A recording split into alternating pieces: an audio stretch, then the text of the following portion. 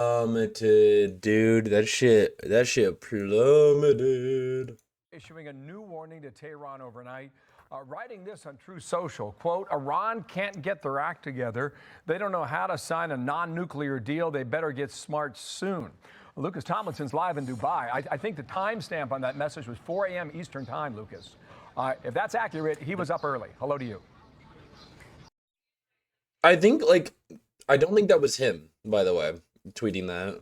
This punctuation's too good. I think it's somebody else tweeting that. You can usually tell when it's a Trump tweet because Trump tweets ramble on forever with no fucking end to them.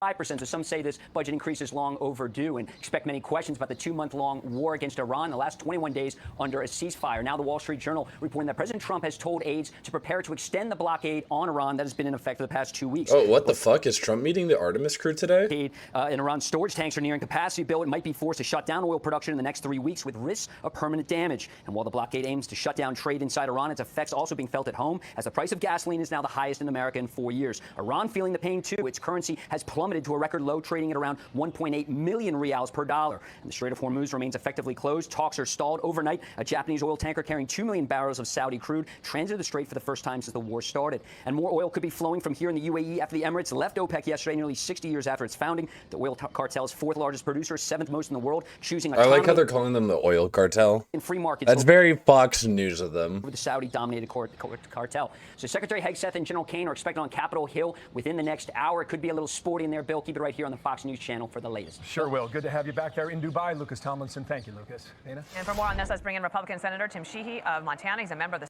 Sahar on an Prior to the U.S. blockade, 5 ships were moored and anchored to the Iranian port of Khabar. Where is reform? He's saying that there's a danger in extending it. Is there a danger? I can't get over the fact that the toilet broke in the Artemis pretty much immediately. It's so unfortunate. Yeah, dude, it broke twice. Houston, we have a floater. Is now delaying a vote on FISA because members are waking up to the fact that this surveillance authority is too dangerous to hand any president without new reforms. When it comes to reauthorizing Section 702, I'm here to offer the judgment that the only path forward is reform. Sorry, by the way, I'm sick today. But yeah, no, FISA is getting blocked is a very good thing. Is there a danger in not extending it? No. There absolutely is, Dan, and of course you know from your experience in the White House the kind of threats we face and the intricate web that our adversaries don't have to follow the same constitutional requirements that we do, which are a good thing, but they also build inherent weaknesses into our open society. And the fact that our adversaries will use any and all tools at their disposal to assault us, to weaken our country, makes it very clear that we have... Jesus, why is he low-key Kirkified? This guy? Not really. Reporting President Trump could be preparing for an extended blockade of Iranian ports. And Brian Yennis has the latest from Tel Aviv. Good morning. I'm not surprised. Dana, good morning. Well, the U.S. blockade on Iranian ports is... Oh, I need to turn this shit up. This shit is low as This morning, fuck. the Wall Street Journal reports that President Trump has instructed his aides to prepare to extend this blockade with the goal of collapsing Iran's economy enough to force Iran to agree to a deal to end its nuclear program. Now, the president... Wow, they literally just show the same clips over and over again. I need to see this. Tube's job... Another 3 to 5 more... Damn, chicken and beef raising over like 70% and currency 98%. This blockade. So far, 2 million jobs have been lost. Half of Iran's jobs. 2 jobs list. Wait, is this a fucking typo? No more Mr. Nice Guy. Wait, is this... I can't tell if this is a typo or not. 2 jobs list. And Lamb is up 68%. In the meantime, the U.S. has surged more military assets to the region. Fox's General Jack Keane says military strikes, in his opinion, should resume because this blockade ultimately won't work. Eventually, it could cause an economic collapse. But they don't care about the suffering of their people, in my judgment. What we need to do is finish the objectives in terms of the military objectives that have been assigned to the Israeli forces and to the American forces. But I thought they were done, sir. I thought we were done, sir. That means once you're taking oil out of the ground, you only have so many places to put it. There's a report that they pulled 2 30-year-old giant tankers out of service to put them back into service to store some of the oil there in Iran, losing now $170 million a day for the Iranian economy. Here's what I want to show you. Yeah, but it's going to bounce back as soon as this war ends. Oh, you're right here. This is around the time the war started. This is April 21st, just about last week. You see the orange line here? Let me try and watch this here. In the last week, as it goes down and declines, that's the oil output for Iran, and that direction is not the way you want to be if you're running the regime, you want to feed your people. security institutions express concern. Yeah, they don't. The thing is, they've just militarized their country. It doesn't make a difference anymore. Oh my God, dude. Jesus, it's cost $25 billion so far. Holy shit. 6 months before midterm elections, Donald Trump Republicans may face an uphill battle to keep their House majority. Democrats are rating high in public opinion polls as they attempt to link the unpopular Iranian war with affordability, which isn't the only thing causing affordability to spike, but it is causing affordability. Dude, the American establishment is not too far from the door, to put it kindly. Fuck, I'm cold. Dude, I hate being sick. You get really hot and then you get really cold all of a sudden. Jules Hurst, who was performing duties, the comptroller told lawmakers at the House Armed Service Committee that the most of the money was for munitions. Hurst did not detail the cost estimate included whether it took into account projected cost of rebuilding or repairing base infrastructure in the Middle East, so it probably didn't. $25 billion cost is equal to the entire budget of NASA for this year.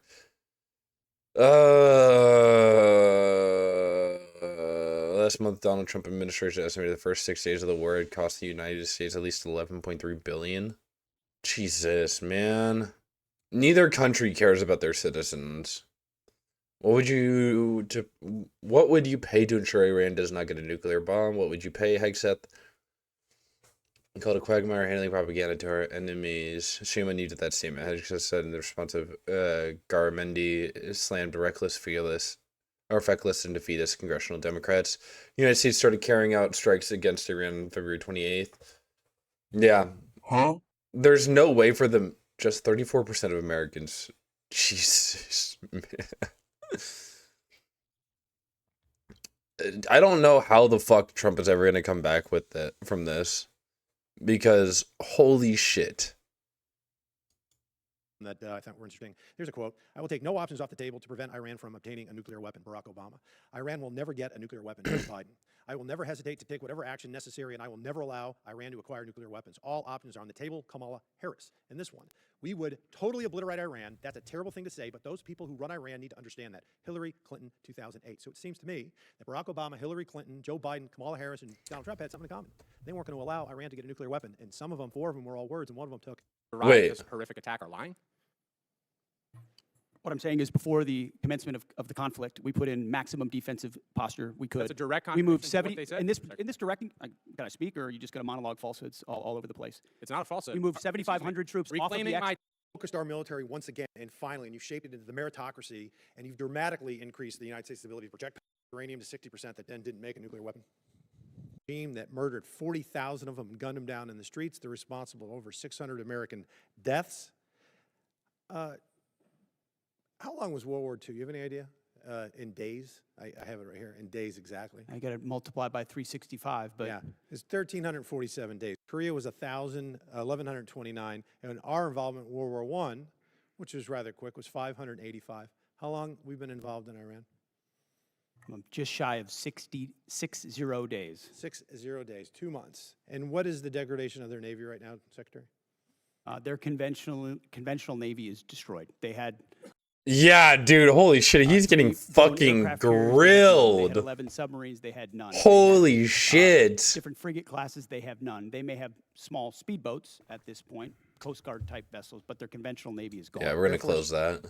Likewise, functionally destroyed. I want to see what... It's hard for them. There's a reason why there's a challenge in communicating around a deal is because their command and control is fundamentally broken as far as who's in control and how they communicate. We could make very good arguments that the serious nature of any action in a country like Iran, there were good things to consider before doing it. There were also very good reasons to do it. The fact of the matter is, ladies and gentlemen, Republicans and Democrats, we're here now. This is an evil regime. We can fundamentally reshape not only the region, but the world. They were the largest exporter of terror. Oh, wait, no, this guy isn't grilling him. We need, gentlemen, to win. Secretary General Kane, win. I yield back. Never mind. Wanted to socially engineer the Department of War. We've had to undo that and get it to a point where it's capable of projecting power. And Clearly, that's you're not exactly able what to we've have done. that conversation. And So I will President Trump move has on, sir, rebuilt and it. I'm going to reclaim my time. General George, let's talk about a guy who's a patriot, somebody who every single person here of killing 35,000 of its own people. Okay. He sits in meetings with you and advises you, doesn't he? My heart, and God bless you. Oh, fuck you, Nancy Mace. Careful with the pace moving through design to construction so quick. Yeah, I'm not surprised he's getting grilled. Why won't you answer what it costs to prevent Iran from getting a nuclear bomb? I give you that, sir. But let me. What would it cost? What would you pay to ensure Iran doesn't get a nuclear bomb? What would you pay? I reclaim my time. Do you not know? You had no one do the What the fuck was that, like, horror sound on the fucking right-hand side? Sorry, you're sick. It's okay. analysis of what the increased cost. What the fuck was that? Into bad wars. You said you wouldn't. You would bring down the prices. You know what I'm sad for? I'm sad for all the people who voted for Trump. I'm sad for them because you betrayed them. You betrayed a lot of that MAGA base. And you know who knows that? J.D. Vance knows that. Gentleman's time's expired. Chair now recognizes the gentleman from Nebraska, Mr. Bacon. Thank you, Mr. Chairman. I thank all three of you for being here today. It's a real privilege to be a part of this committee. We're the most vessel. We struck it again. Set fire to us as it's the right question. You can tell how worked up he gets, by the way. Whenever he like is talking to a Democrat or like a brown person or a woman, he gets so much more fired up. The Zumwalt class destroyer in the budget, we had $900 million that we were looking forward to using in the FAXX. Vetted, thoroughly researched, and I guess my question is this about loyalty to Trump or is it about what's good for the mission? I understand what you're implying, but it's about the Constitution and our military and its ability to execute, and I'm going to make sure the President has the finest officers across the force prepared to deliver.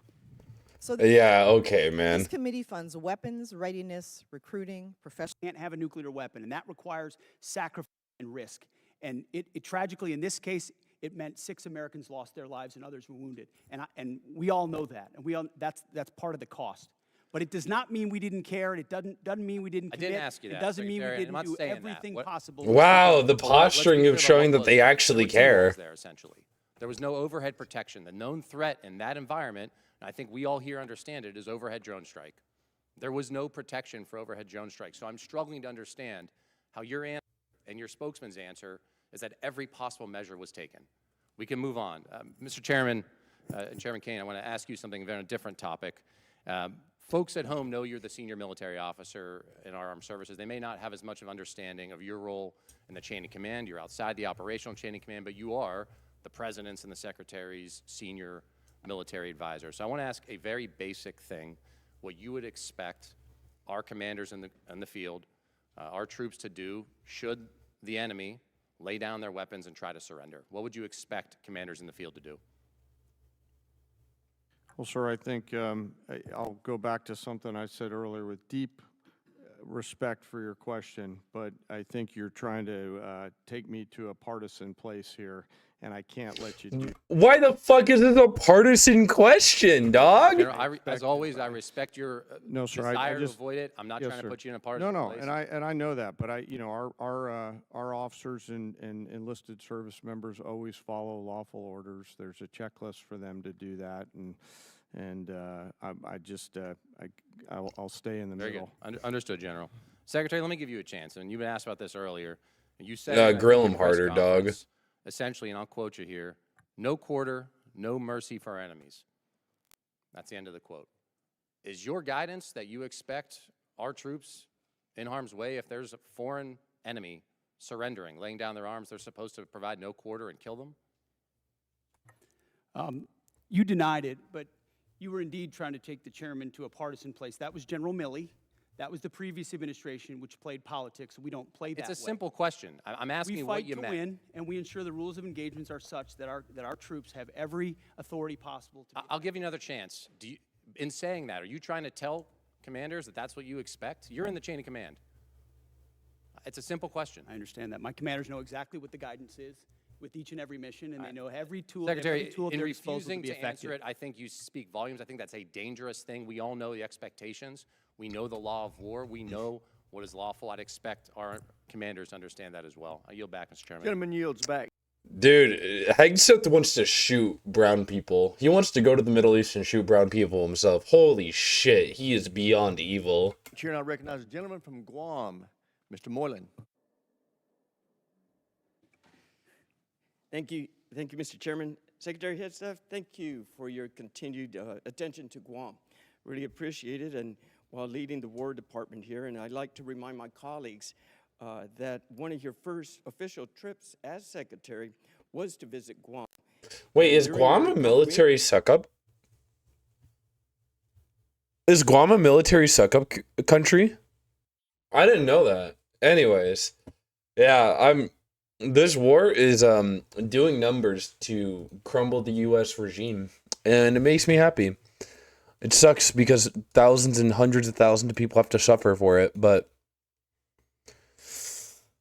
what are you gonna do? What are you gonna do?